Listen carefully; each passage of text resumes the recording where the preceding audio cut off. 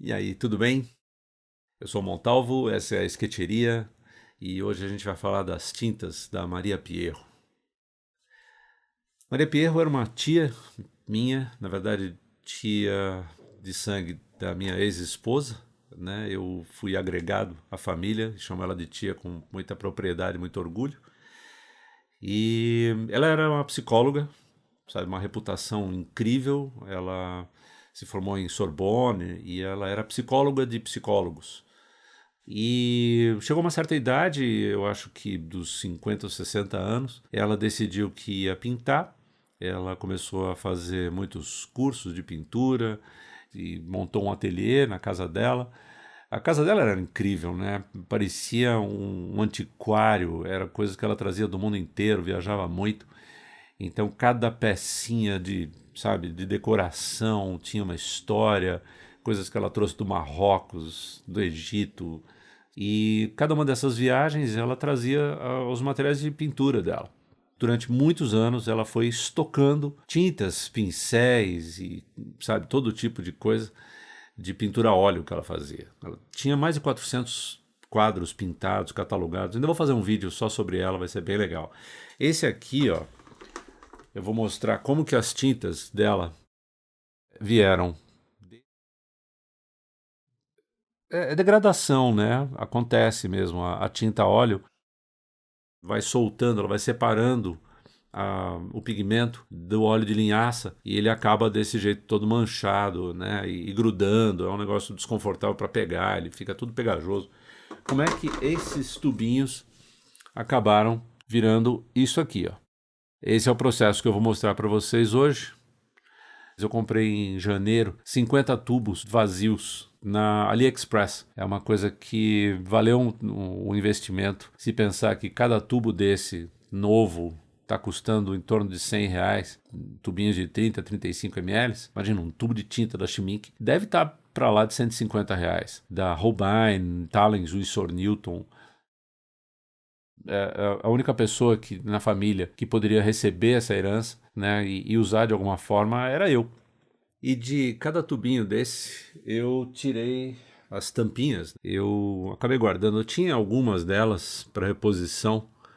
Algumas tampinhas elas acabam rachando com o tempo e vazam a tinta. Eu acabo substituindo, eu procuro a mesma marca e tá lá. Então, enquanto as pessoas mais chiques, mais nobres, guardam as rolhas dos vinhos que tomam, eu guardo aqui as tampinhas das minhas tintas a óleo e principalmente agora com a lembrança, né, do que restou da herança da Maria Pierro. Com esses tubinhos novos, eu acho que vai ter um estoque de tinta, vai ficar muito tempo sem comprar tinta, sem precisar trocar tampinha. Eu fiquei com duas caixinhas dela. Você abre a caixinha, ela vira um cavalete. Fecha a caixinha, ela tem uma alça, você transporta e tal. Isso é bom para pintura plein air, né? É muito legal. Tinha duas caixas dessas com pincéis. Alguns desses pincéis estão aqui atrás. São pincéis da Maria Pierro. E olha que coisa interessante. Os pincéis dela têm uma torcidinha. Não sei se vocês conseguem perceber. Então, ela tinha algum jeito de pintar que ela devia girar o pincel. Os meus não ficam assim. Se eu puder, cara, eu sou muito control freak. Eu limpo tudo até ele ficar quase como se tivesse saído da loja. Então, eu guardo esses pincéis muito como memória afetiva, né? É uma pessoa muito querida. E eu lavei eles para poder usar também. Então são pincéis caros, um bicho desse aqui custa uma bala. Quem vai comprar um pincel grande desse sabe que um troço desse tá valendo aí 100, R$ 200, né?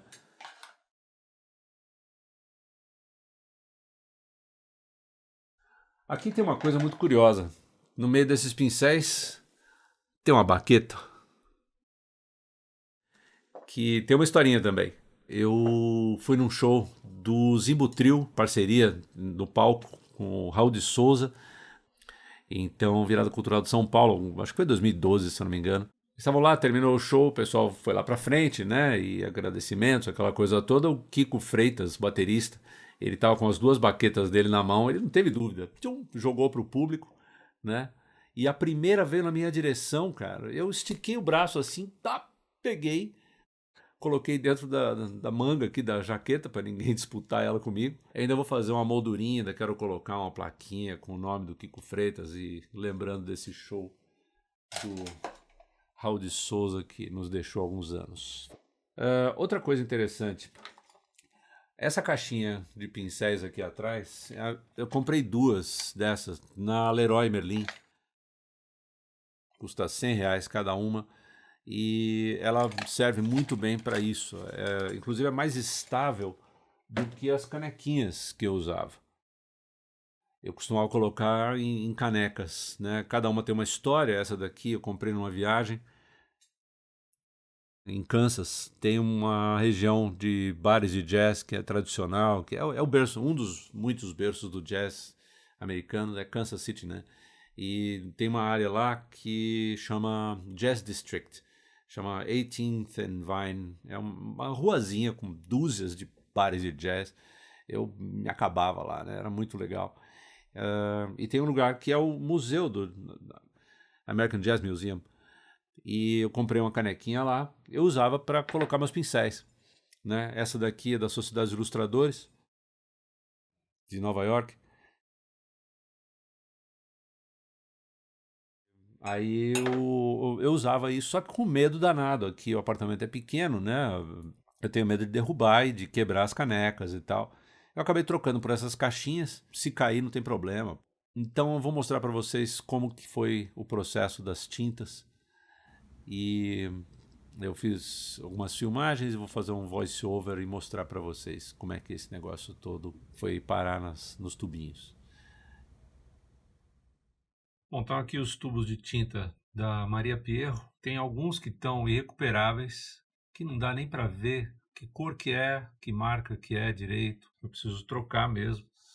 Tem esse aqui também, ó, que parece meio mumificado, né? Ele já passou por muita coisa, já viu muita pintura. Cada pessoa tem o seu jeito de tratar o material. Ela conseguia se virar bem com tubos de tinta que estavam misturados com outras cores e tal. Eu não consigo fazer isso. Ó, esse aqui também, ó, não dá para ver. A cor tá irreconhecível. Algumas dessas tampinhas estão tão emperradas que só mesmo na base do alicate para abrir. Ó lá. Dá para ver a cor. A tinta está aí, pronta para ser usada. Só não dá para usar nesse tubo aqui. Então, nesse caso, eu preciso pegar e fazer isso aqui. Ó, alguns casos eu consigo fazer assim, ó, tirar e salvar só a etiqueta. A mesma cor que tem aqui, ó. Então ele vai ficar mais ou menos assim, ó.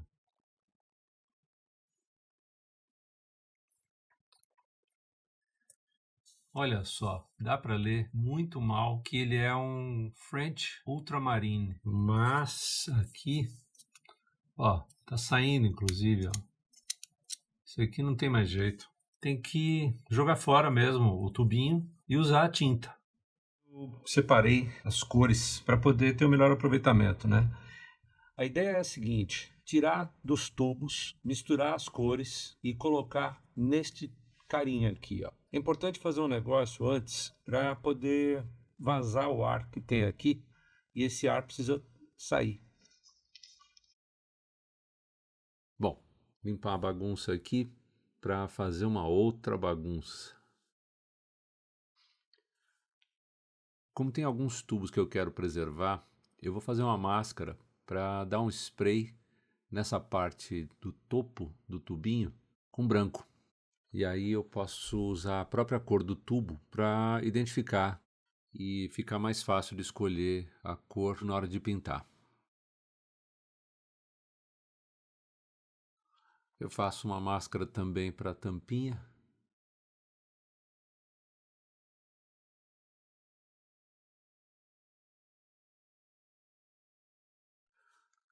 As tintas spray que eu uso são aqueles tipo grafiteiro, eles têm um acabamento mais seco. Aliás, o tinta esmalte demora até mais tempo para secar. Esse aí é quase que instantâneo. Passou a tinta, dá alguns segundos, ela já está pronta para usar. É o tipo de tinta que eu também gosto de usar em sketchbook pelos mesmos motivos. Eu tenho algumas cores e eu gosto desse acabamento meio irregular. Às vezes eu faço máscara nos sketchbooks com papel vegetal. Quando eu aplico o spray de leve, ele entona, né? E fica bem legal. Aí quando eu quero uma cobertura um pouco mais forte, ele também tem essa opacidade, ele funciona muito bem. Nesse tubinho, por exemplo, eu quero preservar a parte da etiqueta. Então eu dou uma pintada de leve ali, só para clarear, para ele não parecer tão sujo. E ele fica meio vintage, meio novinho. Eu costumo limpar a tampinha do spray também, para não acumular tinta e ele não sair cuspindo na próxima vez que eu for usar. Eu costumo fazer a mesma coisa também com o spray fixador. Então, já secou e dá para começar a tirar as máscaras. E nessa bordinha de cima, então, vai a tinta da mesma cor.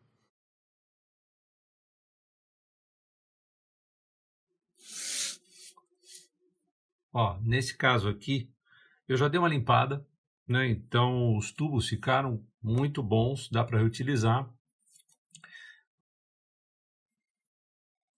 O Sr. Newton, French Ultramarine, tampinha, eu limpei.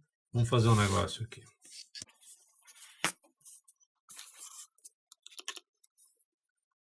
Tá precisando de uma limpeza, esse cara aqui, ó. Então, ó, o que que eu faço? Isso aqui, ó, solvente Corfix com uma pistolinha. Aí, ó.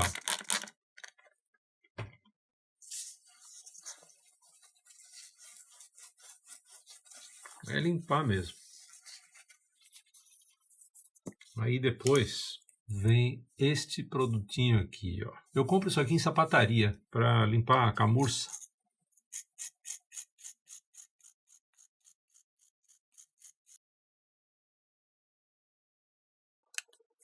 Aí, ó, uma espátulinha dessa ajuda.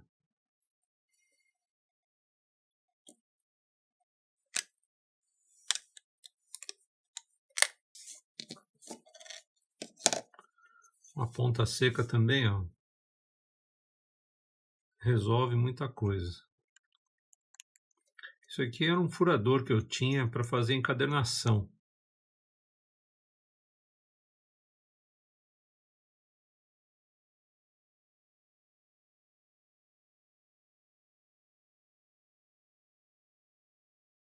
Eu não sei se a Maria Pierro estava entrando numa fase azul das pinturas dela para comprar um tubo de 200 ml de tinta, porque para mim um tubo de 35 ml dura vários anos. Mas olha só, essa tampa, ela estava quebrada e a tinta estava começando a reagir dentro do tubo. Ela está bem mais densa do que deveria ser. Além do que, a minha gaveta de tintas ela é pequena e um tubo de tinta óleo desse tamanho ia acabar ocupando mais espaço do que eu estou acostumado. Então a solução vai ser distribuir essa tinta e colocar em tubos menores.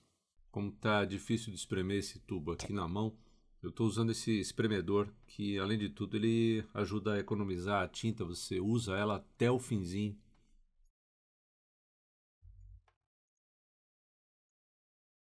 Essa aqui é a caixa, como ela veio, com plástico bolha e isopor para não amassar os tubinhos.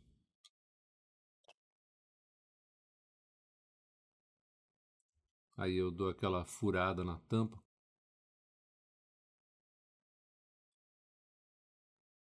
E olha como ela tá grossa essa tinta, ela tá muito mais densa do que seria normal. Então eu vou dar uma talagada de óleo de linhaça da Winsor Newton por cima para trazer de volta um pouco da textura da tinta normal dela.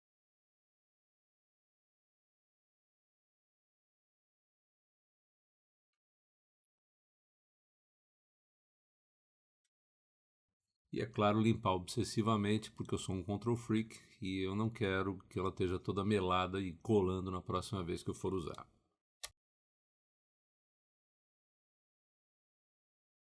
Bom, agora com a tinta toda homogênea, bem misturada, é hora de colocar a tinta no tubo com uma espátula pequena, um pouquinho de paciência, um pouquinho de cada vez. Aí vai batendo a tinta para ela poder descer e eu vou acelerar o processo.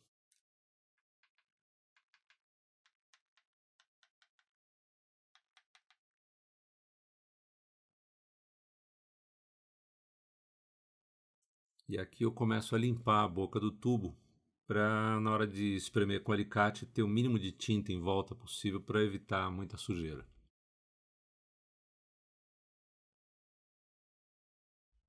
Agora é apertar com cuidado e conforme você vai apertando a tinta, ela vai saindo ali para as bordas, ela vai transbordar. Então é um processo de apertar e limpar até ele estar bem fechado.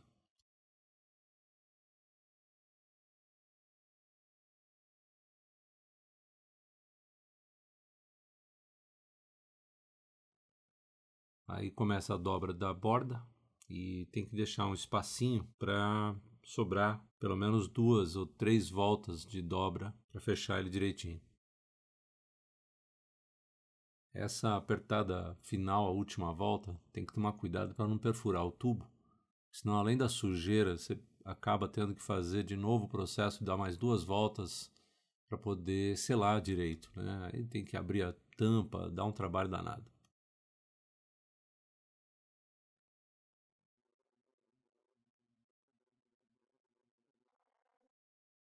Aqui eu misturei vários tipos de amarelo claro e um skin color, que cor de pele para mim não tem função prática nenhuma.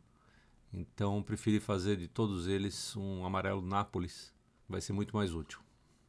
Aí é dar uma misturada, preencher, deixar a borda limpinha para na hora de espremer com alicate não fazer muita sujeira. Dobrar e tá pronto. E aí para ficar como esse aqui, é escrever o nome da cor e pintar a bordinha. Essa mistura rendeu 2 tubos de amarelo Nápoles. Eu sabia que uma marca era Holbein e a outra eu tive que dar uma olhada, é Lucas.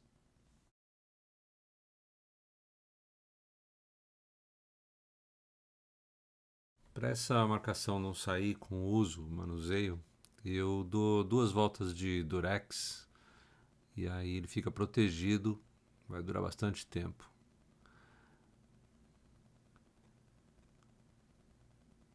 E aí eu faço uma máscara também para pintar o tubinho com a própria tinta e ficar desse jeito aqui. 2 amarelos Nápoles para mim tá mais do que suficiente. Então eu peguei esse tubinho, que era já dos meus antigos, e misturei para ter uma opção a mais de um outro tom de amarelo.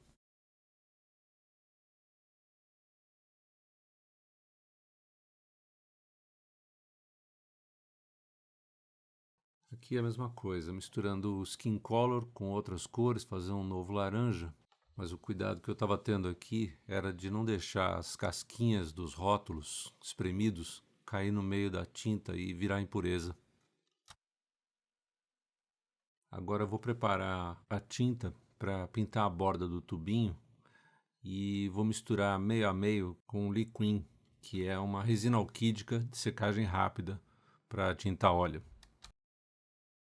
Eu uso espátula para misturar tinta e nunca pincel. E antes de usar o pincel, eu costumo molhar ele com o solvente quando eu estou usando tinta óleo, porque fica muito mais fácil de limpar o pincel depois. Eu costumo deixar umas pinceladas um pouco mais grossas aqui, porque dá para perceber se a tinta tem um pouco de opacidade ou se ela é mais para opaca mesmo. E isso facilita na hora de pintar. Agora, tirou a máscara, coloca num potinho para não encostar em nada. dia seguinte está pronto e seco. Aí você pode se perguntar, mas para que gastar tanto tempo com isso? Em termos práticos, eu tirei várias tintas de uma caixa que eram inutilizáveis e agora eu estou com 50 tubos de tinta perfeitamente novos, prontos para uso. E números redondos, vamos pensar R$ 100 cada um, são R$ 5.000. Bom, então é isso. Espero que vocês tenham gostado. Se gostou, deixe seu like, assine o canal e a gente se vê na próxima. Valeu, abraço. Tchau.